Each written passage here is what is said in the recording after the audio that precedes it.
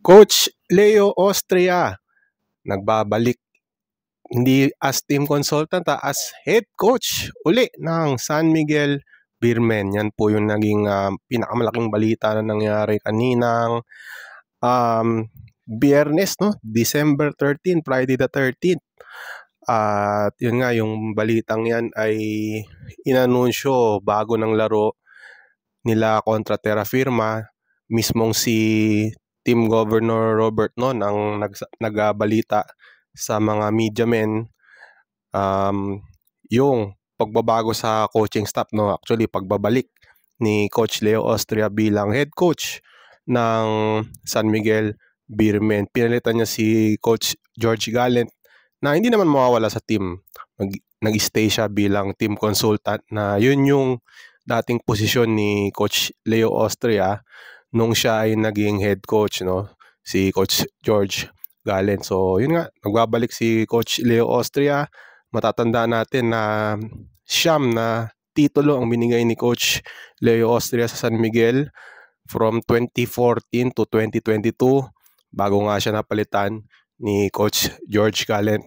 And ngayon, 2024, bago magtapos, I should say, ang 2024 ay nagbabalik nga ito si Coach Leo Austria at sa kanyang unang laro, sa kanyang pagbabalik, nanalo ang San Miguel kontra Terra Firma sa score na 106 to 88. Nang makausap ng mga reporters si Coach Leo Austria, ay kinuwento niya kung paano siya nakabalik, no, bilang head coach. Ang kwento nga niya sa atin ay naimbitahan siya sa Christmas party ng San Miguel Beer, or sorry, hindi naman San Miguel Beer, no, San Miguel Corporation, no. Nung ginanap nung Huwebes, may Christmas party yung kumpanya at nabanggit nga niya na pinatawag siya ng upper management, no, ng San Miguel Beermen, and it's safe to say na ang nagpatawag, isa sa mga nagpatawag kay Coach Leo Austria ay syempre yung big boss ng San Miguel na si RSA, si Ramon Ang. So nakwento niya yan sa post-game press conference.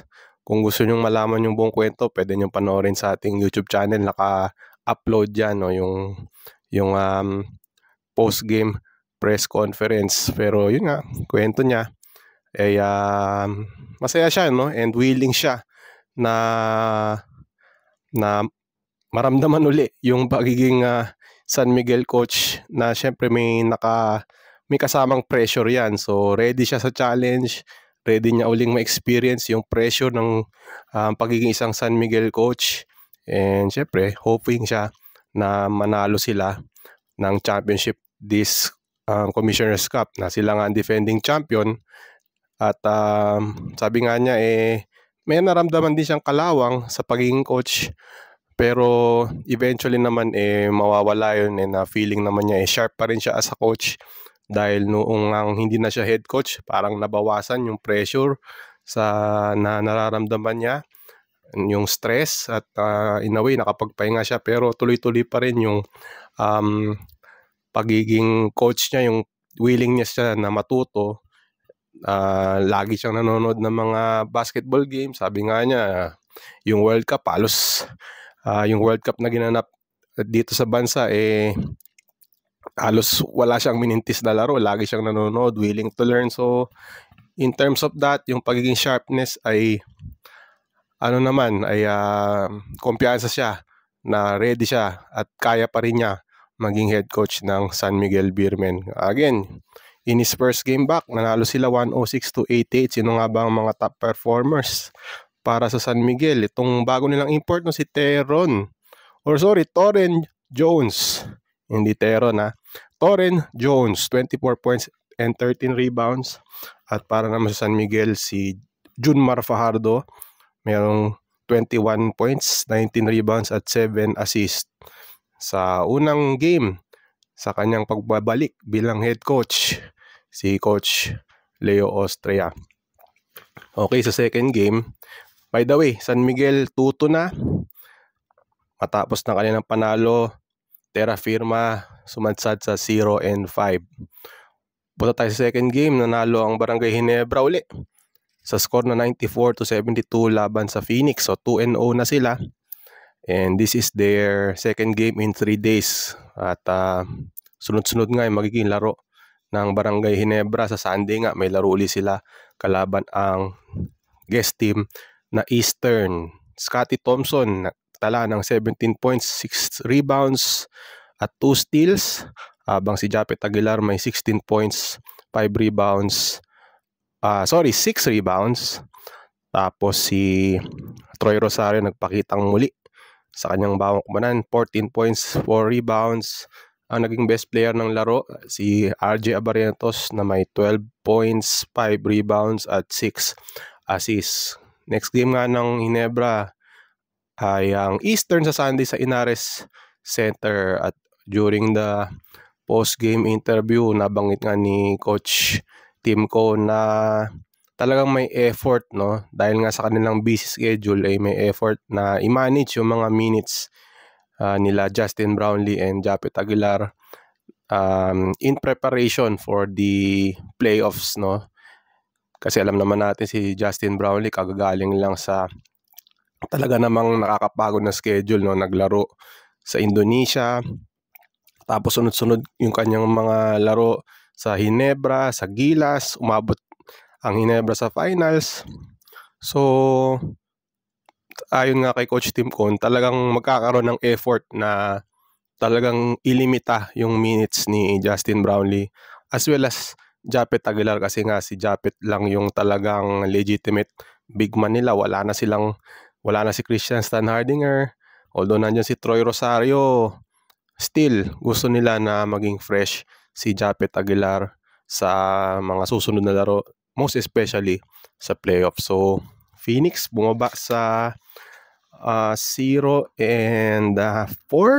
Yung Phoenix 0-4 na. Hindi sila nakascore masyado nung fourth quarter. 23-7 ang naging bentahin ng Ginebra. At yun ang naging rason sa kanilang pagkapanalo. Sayang din sa Phoenix kasi lamang sila nung halftime by 1 point. Hindi lang nila na-sustain yung kanilang effort, no? So, again, Ginebra kakaharapin ang Eastern sa Sunday. Gaganapin sa Inares Center. Again, sunod-sunod yung mga laro ng Ginebra, no? After nung laro sa NLEX nung nung Wednesday, nakalaban nga nila kanina yung Phoenix, tapos sa Sunday, Eastern. Tapos next game nila Wednesday, Terra Firma ng December 18, tapos December 21, Converge. Tapos Pasko, may laro rin sila against Magnolia. So talagang mabibigat na laro. Actually, hindi lang mabibigat, no? Kasi sunod-sunod yung mga laro ng Barangay Ginebra. Yun yung magpapahirap talaga sa schedule nila, yung sunod-sunod na laro, konting pahinga. And again, malalakas din ang kalaban nila. Especially yung final stretch, no? Kakalabanin nila yung Converge at Magnolia. So, yun ang ating recap ng laro ngayong Biyernes, December 13. Wala pong laro ang PBA sa Sabado, December 14. Babalik na nga po sa December 15 sa Linggo sa Inares Center, 5 p.m. San Miguel Beermen kontra Blackwater Bossing.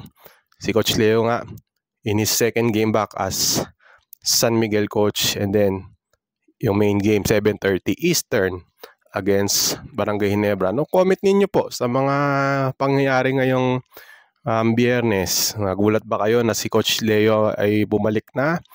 Gusto nyo ba yung ginawa ng San Miguel o mas gusto nyo si Coach George pa rin ang head coach ng San Miguel? Comment lang kayo, and ano masasabi nyo so far sa nilalaro ng Barangay Ginebra. Kung meron kayong opinion sa mga pinapakita ngayon ng Ginebra, and even yung mga struggling teams, no, like yun nga, yung Terra Firma and Phoenix, comment lang kayo down below. So again, marami po salamat sa inyong suporta sa ating YouTube channel, of course sa spin.ph.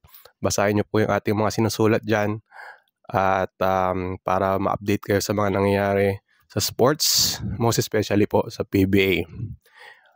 Ito po si Ruben Terrado. Maraming po salamat at magandang araw po sa inyong lahat.